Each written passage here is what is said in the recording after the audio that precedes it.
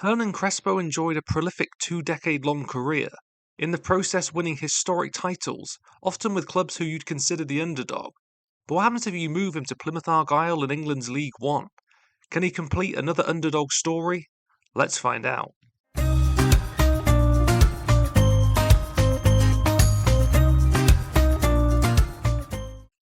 Historically, Plymouth is a team with little success to their name. They've never managed to make it above the second tier. Back in 2010, they were down in League One. After a terrible season, they'd finish in 23rd place and find themselves out of the division.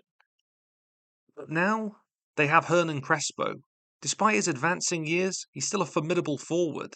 In the 2011 season, he bagged 9 Serie A goals for Parma, as his side finished in a respectable 12th place. Still, he's got that elite strength and finishing ability, which should suit him in England's third tier. And there is some talent in this squad. Unfortunately, Yannick Bolasie will be sidelined for the first few months of the season, but once he's fit, he'll be amongst the first names on the team sheet. Tactically, with so many long-term injuries already, we're going to have to keep it simple. The counter-attacking 4-4-2 should give us stability. We've partnered Crespo with Rory Fallon. His movement and ability to close down should be invaluable and allow the Argentine to do minimal pressing.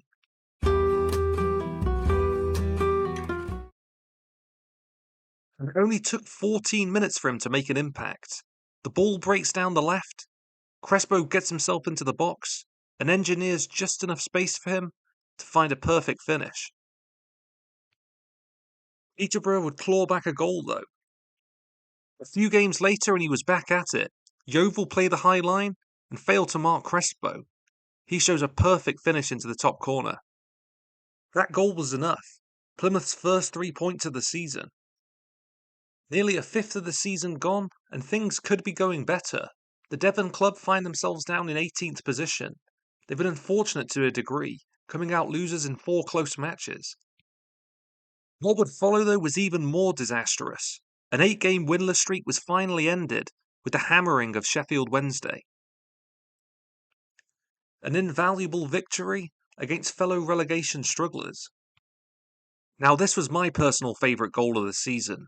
After a nice interchange in midfield, Crespo gets just enough space to get his shot off, and even from this distance is deadly.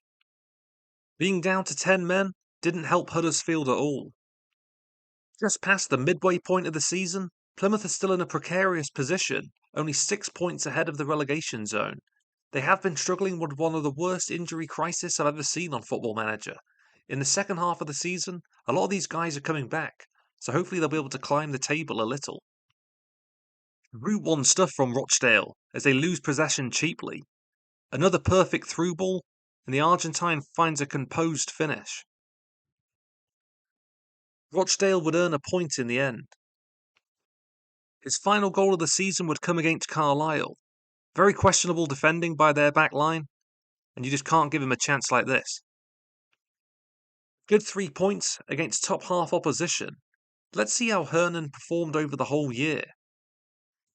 And it was pretty impressive, registering 15 goals and 6 assists across all competitions.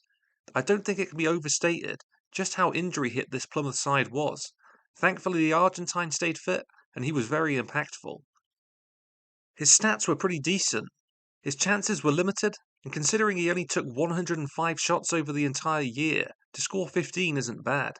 Overall, these goals would contribute directly to Plymouth picking up 23 points. He would rank as the joint 12th top scorer in the division, but could Plymouth avoid relegation? Yes, they could. They found some resounding form towards the end, only losing 4 out of the last 19 matches. With Crespo, they would pick up 18 more points than reality.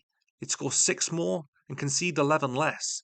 If they hadn't had such a slow start being hampered by injuries, I really believe a playoff position was possible. Hernan Crespo established himself as a great in world football. His form for Parma in particular will never be forgotten in that part of the world. Here on England's south coast, he proved again that you shouldn't bet against this Argentine forward.